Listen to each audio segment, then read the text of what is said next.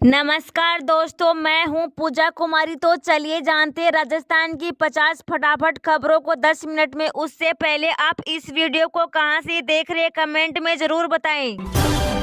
PM किसान योजना के अलावा इन स्कीम से भी किसान बदल सकते हैं अपनी जिंदगी। जाने पूरी डिटेल्स। बता दें कि मोदी सरकार किसानों के हित के लिए कई तरह की स्कीम चला रहे हैं। इस स्कीम का उद्देश्य किसानों को आर्थिक लाभ देना है। चलिए जानते हैं सरकार द्वारा किसानों के लिए कौन सी स्कीम चलाई जा रही है। पीएम किसान सम्मान योजना में सरकार सालाना 6,000 रुपए की राशि देती है। यह राशि किस्तों में मिलती है। इसका लाभ पाने के लिए किसानों को कहीं जाने की जरूरत नहीं है, क्योंकि किस्त की राशि बैंक अकाउंट में डायरेक्ट जमा हो जाती है। देश में लगभग 11 करोड़ किसानों को इस योजना का लाभ मिल रहा है। प्रधानमंत्री किसान मानधन योजना का उद्देश्य किसानों को बुढ़ापे में आर्थिक सुरक्षा देना है। यह एक तरह की पेंशन स्कीम है। इसमें 18 से 40 वर्ष तक की आयु वाले किसान आवेदन दे सकते हैं। पेंशन का लाभ पाने के लिए उन्हें 55 से 200 रुपए का प्रीमियम का भुगतान करना होता है। प्रधानमंत्री फसल बीमा योजना में फसल का इंश्योरेंस किया जाता है। जब प्राकृतिक आपदा की वजह से फसल खराब हो जाती है, तब इस स्कीम के तहत किसान इंश्योरेंस क्लेम कर सकते हैं। इस स्कीम में बुआई से लेकर कटाई के रिस्क को कवर किया जाता है। इसके अलावा रबी और खरीफ सीजन के फसलों का भी बीमा किया जाता है।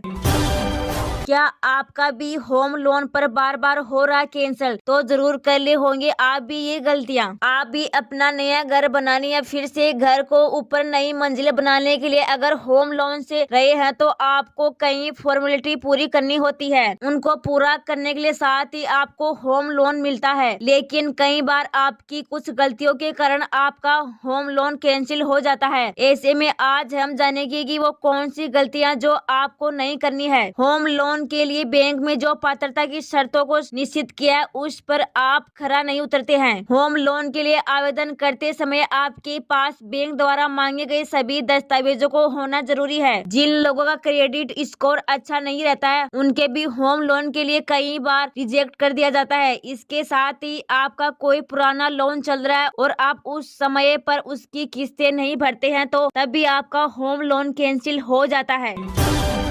भजनलाल सरकार ने सरकारी कर्मचारियों को इस काम के लिए दिया और 2 दिन का समय। जान ली क्या है वो काम। राजस्थान की भजनलाल सरकार ने लोकसभा चुनाव के पहले सरकारी कर्मचारियों को खुश करने के लिए तबादलों पर लगी रोक को 9 फरवरी से हटा दिया था, जिसके बाद प्रदेश के सभी सरकारी विभागों में तबादले किए गए हैं। ऐसे में सरकार ने तबादलों की अवधि 2 दिन के लिए और बढ़ा दी है। मीडिया रिपोर्ट की माने तो भजनलाल सरकार में पहली बार 11 दिन के लिए तबादले खोले गए थे। उसके बाद लगातार बढ़ती मांग को देखते हुए अब आखिरकार मध्य रात्रि में तबादले छूट अवधि बढ़ाने का निर्णय किया गया और इसे 2 दिन के लिए और बढ़ा दिया गया है। पीएम सूर्य घर मुफ्त बिजली योजना में मिलेगी आपको कितनी सब्सिडी? जान लेंगे तो रहेंगे फायदे में। केंद्र सरकार की तरफ से गरीब और मध्यम वर्ग के लिए एक बड़ा ऐलान किया गया है। इस ऐलान के तहत कई नई योजना भी शुरू की गई है, जिसका नाम पीएम सूर्य घर मुफ्त बिजली योजना है, जिसके तहत देश के 1 करोड़ लोगों के घरों पर रूफटॉप सोलर पैनल लगाए जाएंगे। इन सभी परिवारों को हर महीने 300 यूनिट बिजली मुफ्त मिलेगी। इस योजना में सोलर पैनल लगाने वाले को सरकार सब्सिडी देगी। तो आज जानते हैं कितनी सब्सिडी मिलेगी। सरकार सोलर पैनल लगाने के लिए आपको सब्सिडी दे रही है। ये सब्सिडी करीब 60% की है। इसके बाद का पैसा आपको खुद चुकाना होगा। सरकार प्रति किलोवाट 30,000 रुपए की सब्सिडी देगी। इसके अलावा अगर 3 किलोवाट से ज्यादा का सोलर पैनल लेने वाले को आपको 78,000 रुपए तक सब्सिडी दी जाएगी। अगर आप भी हर महीने 150 यूनिट बिजली खर्च करते हैं, तो आपको 1 से 2 किलोवाट के सोलर पैनल की जरूरत पड़ेगी। इस पर आपको 30,000 से 60,000 रुपए की सब्सिडी मिलेगी। इसके साथ ही आपकी खपत अगर 150 से 300 यूनिट है, तो आपको 200 में से 3 किलोवाट की जरूरत पड़ेगी। इस पर 60,000 से लेकर 78,000 रुपए की सब्सिडी मिलेगी। आपकी खपत 1 महीने में 300 यूनिट से ज्यादा है, तो आपको 3 किलोवाट से ज्यादा का सोलर पैनल लगाना होगा, जिस पर 78,000 रुपए तक की सब्सिडी मिलेगी। पीएम मोदी ने उत्तर प्रदेश के लिए खोला अपना खजाना, 13,000 करोड़ के प्रोजेक्ट्स को देंगे सौगात। प्रधानमंत्री नरेंद्र मोदी 22 और 23 जनवरी को गुजरात और उत्तर प्रदेश दोनों के लिए सौगातों का पिटारा खोलेंगे। इसमें से पीएम की तरफ से गुजरात को 48,000 करोड़ और उत्तर प्रदेश को 13,000 करोड़ की विकास परियोजनाओं का तोहफा मिलेगा। बता दें कि पीएम मोदी वाराणसी और इसके आसपास के क्षेत्रों में विकास की गति को और तेज करने के लिए 13 लाख करोड़ रुपए से अधिक की कई विकास परियोजनाओं का उद्घाटन और शिलान्यास करेंगे। 2014 के बाद से प्रधानमंत्री नरेंद्र मोदी ने वाराणसी और इसके आसपास के क्षेत्रों के विकास पर ध्यान केंद्रित किया है। ऐसे में 13 करोड़ रुपए से अधिक की विकास परियोजनाएं हैं, जिसमें सड़क, rail, aviation, tourism, education, health, पेयजल, शहरी विकास और स्वच्छता जैसे महत्वपूर्ण क्षेत्र शामिल है। उसका उद्घाटन और शिलान्यास करेंगे। खाद्य एवं नागरिक आपूर्ति विभाग में हुए तबादले, जाने अब कौन कहां होगा मौजूद। राजस्थान खाद्य एवं नागरिक आपूर्ति विभाग से बड़ी खबर है। बता दें कि इस समय प्रदेश में ताबड़तोड़ तबादले हो रहे हैं। प्रदेश में नई सरकार बनने के बाद से सभी विभागों में बड़े पैमाने पर बदलाव किया जा रहा है। इसी क्रम में खाद्य एवं नागरिक आपूर्ति विभाग में तबादले किए गए हैं। डीएसओ प्रवर्तन अधिकारी, प्रवर्तन निरीक्षण के तबादले किए गए हैं। 5 जिला रसद अधिकारियों, 11 प्रबंधन अधिकारियों के भी तबादले किए गए हैं। 18 प्रवर्तन निरीक्षणों और 1 कनिष्ठ सहायक का भी तबादला किया गया है।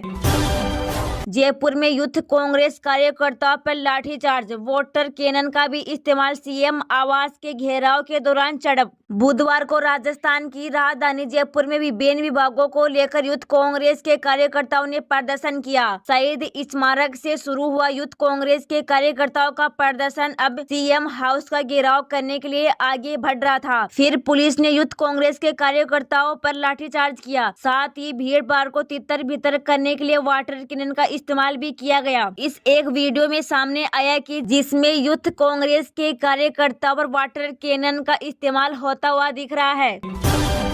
ईपीएफओ ने दिसंबर 2023 में 15.62 लाख अकाउंट खोले, नवंबर के मुकाबले 11.97% की बढ़ोतरी। ईपीएफओ यानी कर्मचारी भविष्य निधि संगठन ने दिसंबर 2023 में 15.62 लाख अकाउंट खोले हैं, जो पिछले 3 महीने में सबसे अधिक है। श्रम मंत्रालय की ओर से मंगलवार को जारी पेरोल डेटा के अनुसार दिसंबर 2022 की तुलना में 4.62% से ज्यादा पीएफ खाते खोले गए हैं। वहीं नवंबर 2023 की तुलना में 11.97% ज्यादा अकाउंट ओपन किए गए। इस दौरान रिटायरमेंट फंड बॉडी में 13.95 लाख सदस्य जोड़े थे। वहीं महाराष्ट्र, गुजरात, तमिलनाडु, कर्नाटक और हरियाणा से सबसे अधिक सदस्य शामिल हुए हैं। इससे पता चलता है कि देश में रोजगार बढ़ रहा है। ईपीएफओ द्वारा जारी आंकड़ों के मुताबिक दिसंबर में जो 15.62 लाख सब्सक्राइब जुड़े हैं, उनमें से 8.41 लाख पहली बार ईपीएफ में शामिल हुए, जो पिछले 3 दिनों में सबसे ज्यादा और नवंबर 2023 की तुलना में 14.21% अधिक है।